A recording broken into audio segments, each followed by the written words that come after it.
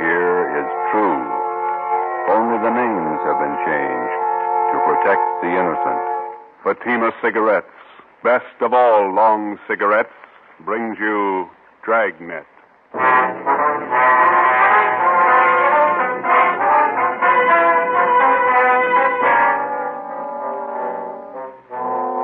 You're a detective sergeant. You're assigned to bunco detail. An expert confidence man has resumed operations in your city. His criminal record dates back 35 years. He's a master in the art of the gentle swindle. Your job, stop him. If you want a long cigarette, smoke the best of all long cigarettes. Smoke Fatima. Fatima is the long cigarette which contains the finest Turkish and domestic tobaccos superbly blended to make Fatima extra mild. And that's why Fatima has a much different, much better flavor and aroma than any other long cigarette. That's why Fatima has more than doubled its smokers coast to coast. So, enjoy Fatima, the best of all long cigarettes. It's wise to smoke extra mild Fatima. It's wise to smoke extra mild Fatima.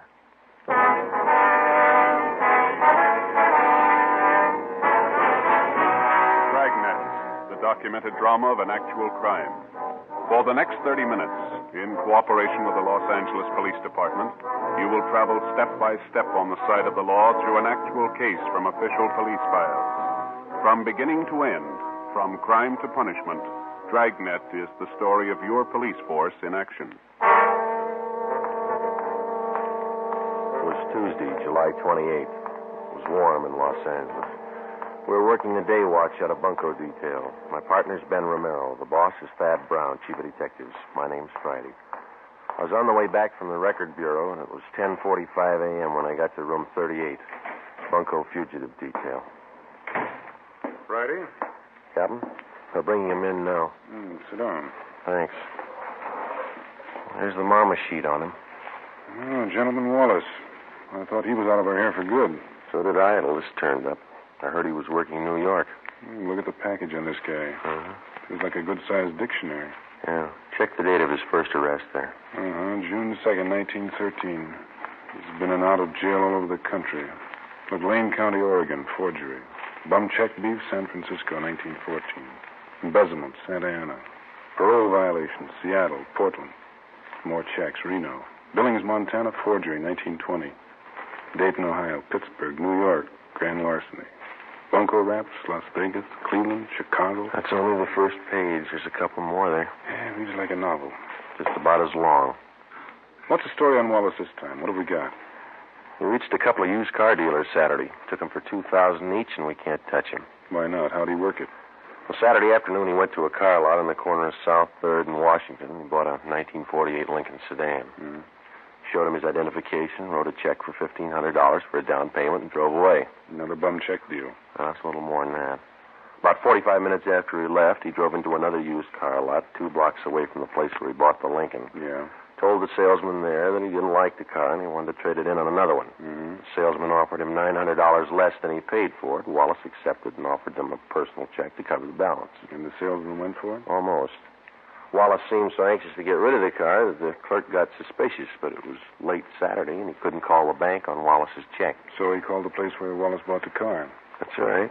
We found out that the sale was made less than an hour before and that Wallace had given them his personal check for it. And then the 2 used car dealers got on the phone, decided that Wallace was pulling a fast hustle, called the cop, and had him jailed.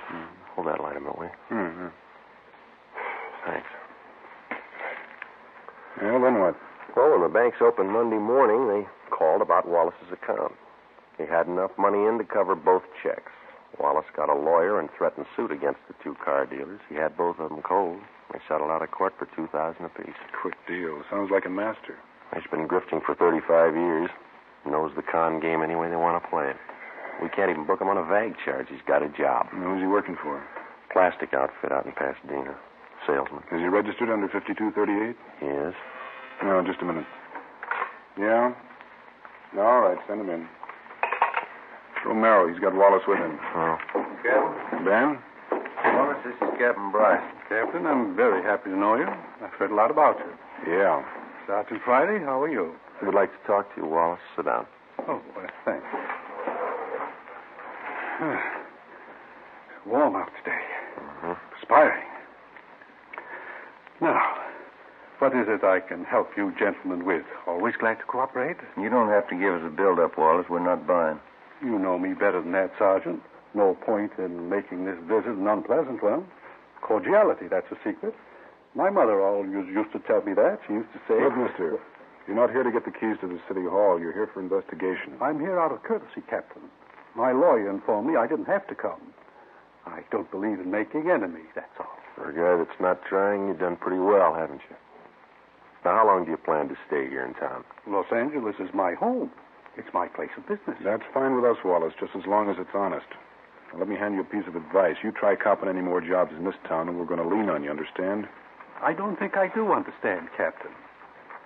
The incident with the used car dealers, I hope that isn't what upset you. You guessed it, and it better be the last caper you try around here for a long time. I had every right to take action against those car dealers. False arrests. They humiliated me. They damaged my reputation.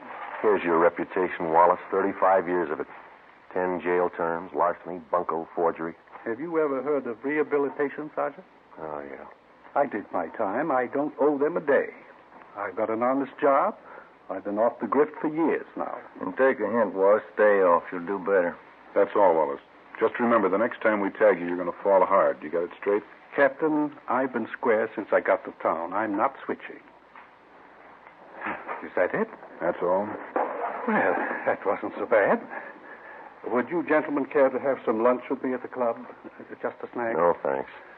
Sure, I can't persuade you. Club's just up the street. Fine food. Some other time, Wallace. Goodbye. Well, goodbye, Sergeant. Goodbye to you, Captain. Yeah. Well, we gave him the word. I don't know how much good it's going to do. What do you think, Skipper? There are two things about grifters. They never retire and they never change. Watch him. For the next 4 months, Charles Wallace was kept under surveillance. From his daily actions, there was nothing to indicate that he'd returned to his former profession of confidence man. From experience, we knew it was too good to be true. For a man who had worked the con game from every conceivable angle for as long as Wallace had, chances of his going straight amounted to less than 1 in 1,000. Just as a dope addict is a slave to drugs, the full-fledged con man or grifter is obsessed with the idea of swindling for a living. He loves his work and he takes pride in it, just as much as a doctor, a lawyer, or any legitimate professional man. He has a life and a code of ethics all his own, even has his own language. The grifter's victims are wealthy, middle class, and poor, and many more than the average citizen imagines. Wednesday, December 1st, 1 p.m. Ben and I had lunch and checked back in at the office. Food's getting better at the cafeteria, don't you think? Well, beef stew is pretty good. You got an extra coat hanger in your locker? Oh, yeah. Yeah, here you are. Yeah, thanks. Hi, Conlon. Joe, did you see this report the post office detail sent over? You mean that Lonely Hearts ad? No, this is a different one. Beale Twist. How you mean, Harry? Let me look, huh? Here. Barney Grant, that's the name he uses anyway. A couple of weeks ago, he planted a small want ad in the newspapers around town. Been cleaning up ever since. How'd he work it? Here, take a look at the ad he was running. Remember, tomorrow is the last day to send your dollar to Box 565, Main Post Office, Los Angeles.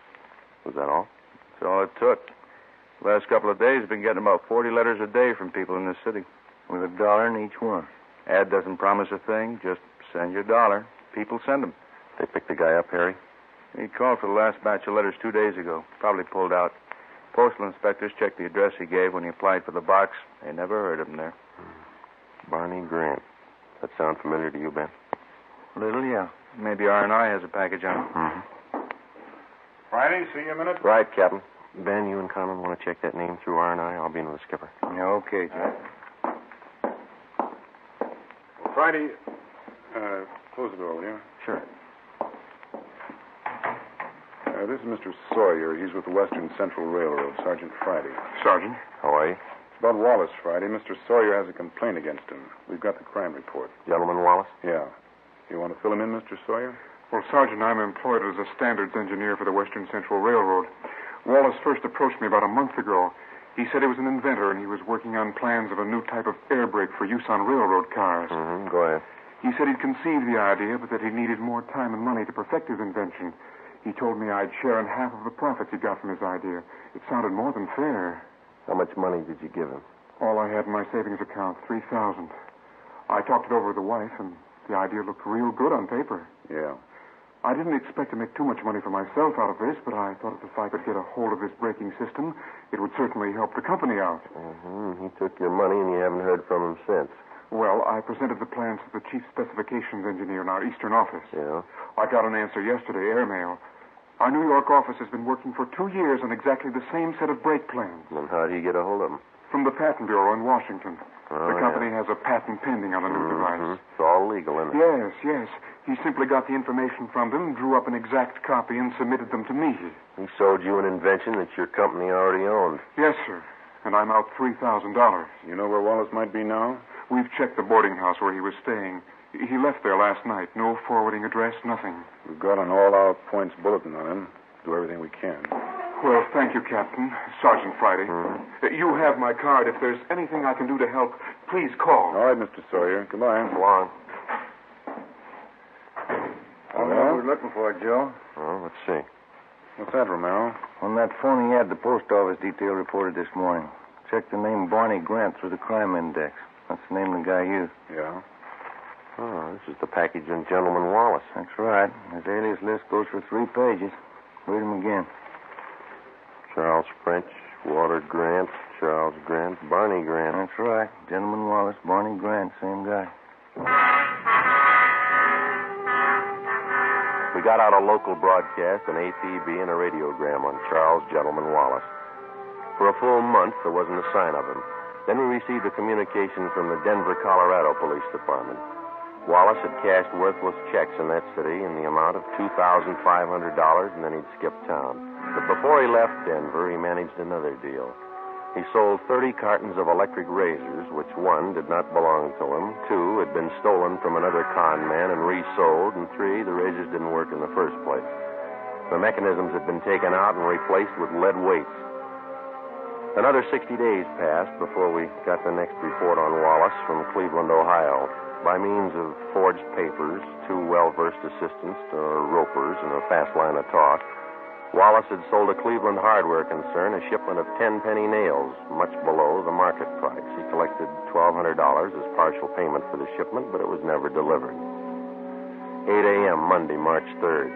Ben and I checked in for work after a weekend off and found a message in the book to report to Chief of Detectives Thad Brown.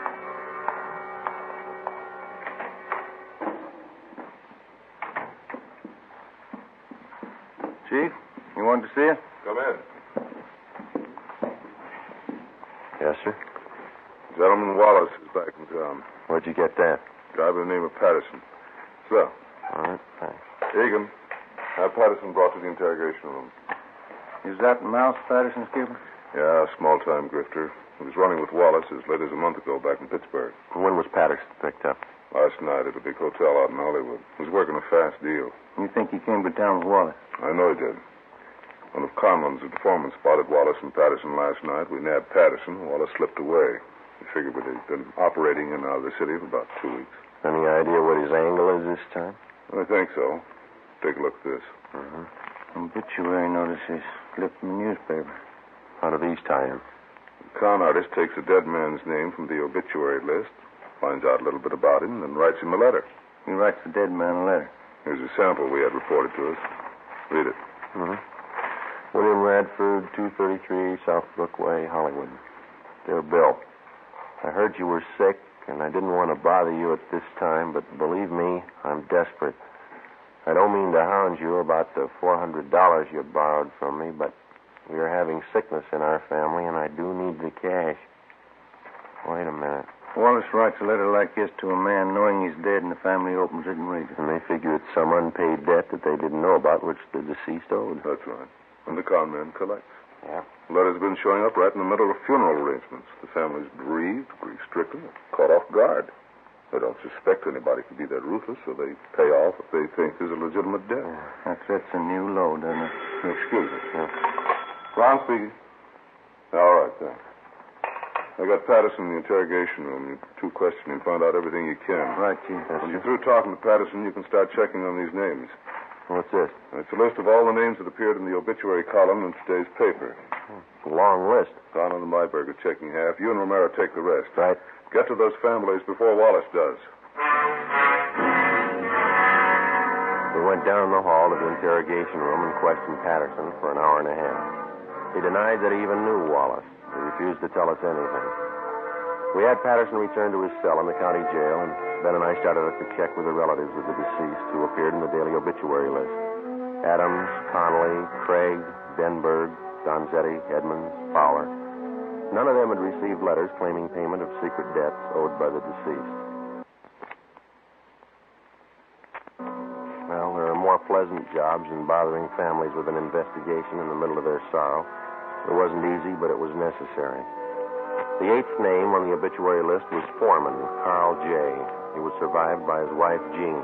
She lived at 5821 Santiago Street out in the valley. We're sorry to intrude at a time like this, Miss Foreman. We know how you must feel, but it's an important matter. That's all right, Sergeant. Carl was sick for so long. Probably better this way.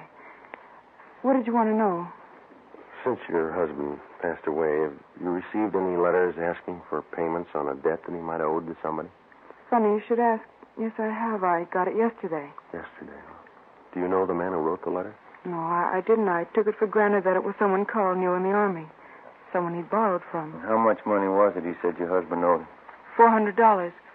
There's a letter over the mantel. I'll get it for you. Fine. Here it is. Thank you. Signs his name Howard Michaels. Has this man contacted you since? Why, yes, he has. He called me last night and said that he'd just heard about Carl. He apologized for writing the letter. Said he had some medical bills of his own to pay. I went to the bank this morning and got the money for him. Is there anything wrong? And he's supposed to come here and get the money? He already has about 2 hours ago. He seemed to be a very good friend of Carl's. Ben, you got that mug shot on? Yeah. Yeah, here it is. I don't understand, Sergeant. Is this the man who picked up the money this morning? Yes, that's Mr. Michaels. Mm-hmm. Don't you think he was Carl's friend? I don't think so, Miss Foreman. But no one would do that. Who could be that low? You're looking at his picture, Miss Foreman. His name's Wallace.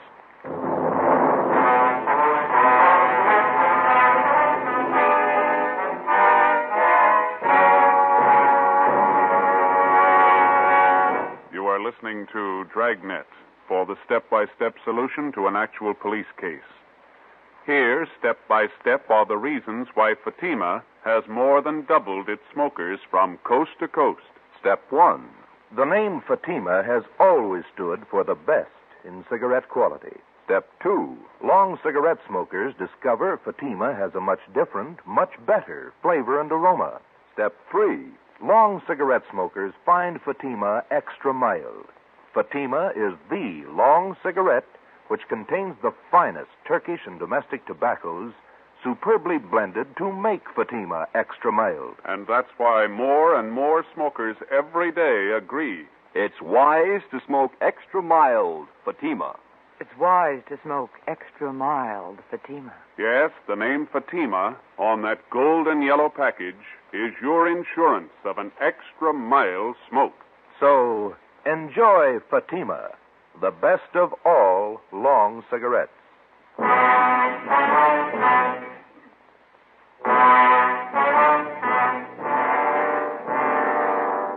Over the past century, the confidence man here in the United States has earned the dubious title of aristocrat of the underworld.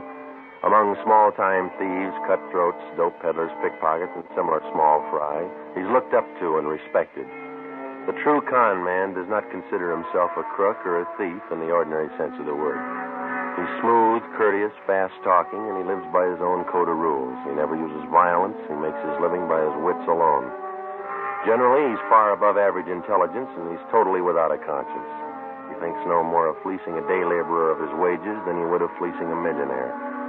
Because of their carefully planned operations, only a handful of confidence men are ever brought to trial. Monday, March 3rd, 6 p.m. Ben and I completed our interviews with the families of the deceased and returned to the office.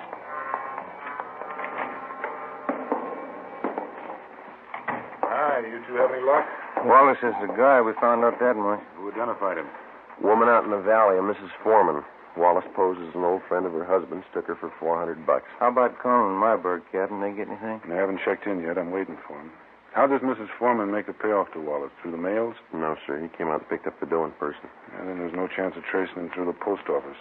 Seems like he comes up with a new M.O. every day. We checked out the rest of the families of the deceased on the list. The chief gave us no leads. Don Myers and handwriting checked the letter Mrs. Foreman got. The writing matches with the others. It's Wallace. Hi. No, Conlon. Myberg with you? Down the hall in handwriting. Checking a couple letters with Myers. Do any good today, Harry? Some. We found 2 families got phony letters through the mail. Same deal, Wallace. Did he pay off to him yet? Neither one. Told him to sit tight and call us if the guy should contact him again. Explain the setup. Who are the people, Harry? Let's see. One's an old fellow. Oscar Dunn lives over in Highland Park. Others a pretty wealthy family, Bel Air. Here it is. Elizabeth Secor. She's the wife. Mm-hmm. Husband's name, Burton James Secor. Investment broker. Died day before yesterday. How much of a debt is he supposed to have owed? The guy in the letter claims $1,200. Signed himself William Kilbright. The letters mention anything about how the payoff's supposed to be made? The guy wrote he'd contact him by phone first, then make arrangements to meet him. Both families will call as soon as they hear from him. Now, if he doesn't change his M.O., we're set. Count on you and Myberg stick with the family in Highland Park. Make sure they understand perfectly what the setup is. If Wallach makes a contact, be there. Okay, Cap. Joe, you and Ben cover the family out in Bel Air. Okay, you got Secor's address here? Well, here's a crime report. It's got all the dope. Good. Now, I'll grab it. Bunko, fugitive Conlon. Yes, ma'am? When? All right, thanks. We'll take care of it. Secor's. Wallace just called him. What's the pitch? Wants to pay his respects. He's going to visit him tonight. 7:35 p.m. Monday, March 3rd. Ben and I drove out to Bel Air to the Secor place. It was an English-type mansion with a circular driveway out in front. The wake for Mr. Secor was being held in the living room. The butler showed us into the library where Mrs. Secor was waiting. She told us everything that had transpired since she first received the letter from Wallace following her husband's death. She said Wallace had promised to be at her home promptly at 9 p.m. We waited. 9 p.m. came and went. We told her that if the suspect should call, to make any concessions, to agree to anything in order to set up a meeting with him. At 10 minutes past 10, the phone in the library rang. Mrs. Secor answered it. I listened in on the extension. I'm terribly sorry, Mrs. Secor. I did want to get out to pay my last respects, but I'm afraid that will be impossible. Oh, I'm sorry you won't be able to come. I'd like to settle up that debt, the money that Burton owed you. I do hope you understand, Mrs. Secor. It's very difficult for me to bring up such a subject at this time of your bereavement, but I do have need of the money. You see, it's my wife. She's quite ill, and, well, there are medical expenses to be met. Oh, I understand. When would you like to come for the money? Well, would tomorrow be all right? My husband's funeral is tomorrow. Oh, I see. Well, where will that be? At the cathedral on Sunset Boulevard. A requiem mass at St. Mary's at 9 o'clock. Well, since I don't want to bother you personally anymore, I wonder if it would be possible for you to leave the cash with the head usher there at the church. Well, yes, all right. I think that would be the best way. All right, then. Good night, and thank you. Yes, good night. I'm sorry. I know that's not easy for you. That's all right, Sergeant. It's strange, isn't it? What's that? One man burns out his whole life making money. The next man spends his time trying to steal it. What does it all mean? I don't know. We got 2,600 men down in the county jail. We all think they've got the right answer.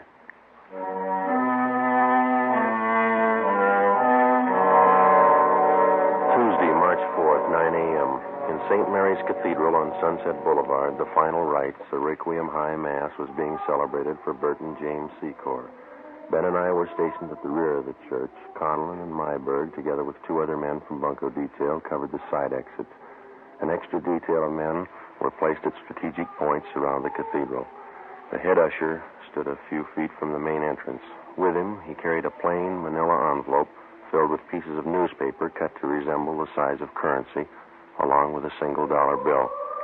He had instructions to hand over the envelope without question to the person who asked for it. 15 minutes past 9, Joe. Yeah. I see that head usher all right. Yeah, I got him spotted. All right. Pretty good-sized crowd here. Secor must have had lots of friends, huh? Yeah. Nice choir. Just wondering, Joe. What's that? Suppose he doesn't show up? Well, that's possible. He might have gotten suspicious. Could be. What time you got now? 9:20.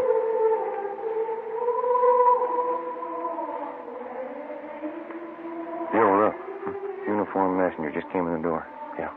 He's looking around. He's going up to the usher, talking to him. That's it. Usher gave him the envelope. Messenger's leaving. I know. Let's hold it. Give him a lead. All right, let's go. All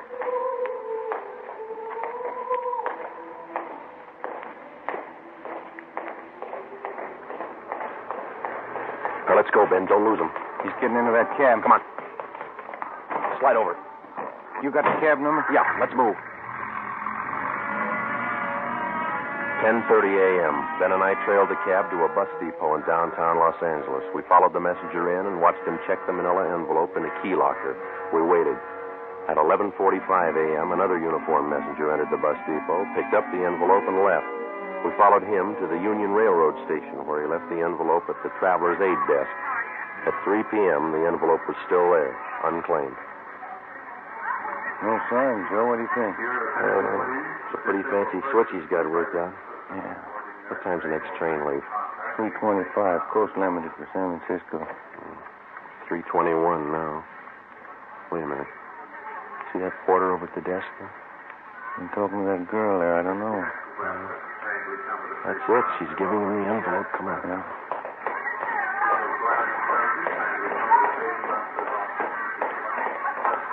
He's heading up the ramp. Yeah, let's hustle.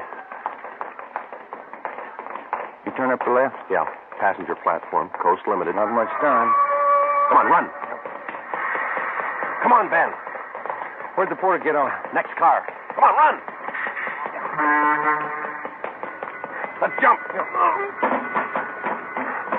This way. Through here.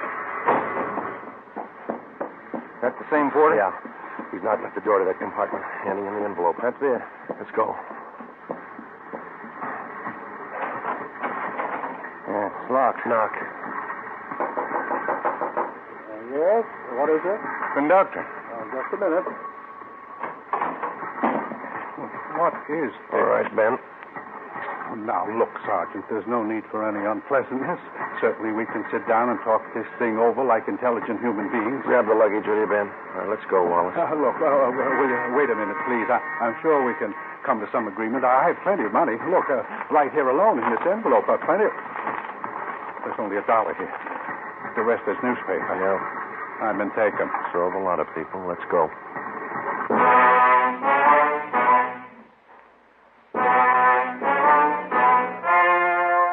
The story you have just heard was true. Only the names were changed to protect the innocent. On June 23rd, trial was held in Superior Court, Department 87, City and County of Los Angeles, State of California. In a moment, the results of that trial. It's amazing how many long cigarette smokers are changing to Fatima. Here is the actual report. From coast to coast, Fatima has more than doubled its smokers. Yes, more and more smokers every day are discovering that Fatima is the best of all long cigarettes. Long cigarette smokers find Fatima has a much different, much better flavor and aroma. Long cigarette smokers find that Fatima is extra mild because it's the long cigarette which contains the finest Turkish and domestic tobaccos superbly blended to make it extra mild. So enjoy extra mild Fatima, best of all long cigarettes. It's wise to smoke extra mild Fatima. It's wise to smoke extra mild Fatima.